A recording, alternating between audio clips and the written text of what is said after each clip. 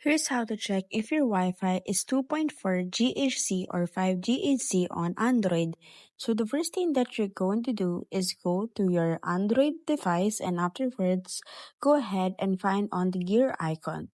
Afterwards, click on the settings option. After clicking on the settings options, you will be redirected on the page where you'll be able to see there the Wi-Fi connection options.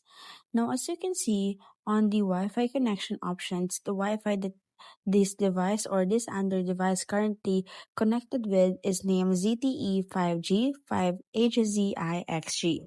This means that the Wi-Fi that has been connected to this device is under the 5HZ because it is named under it.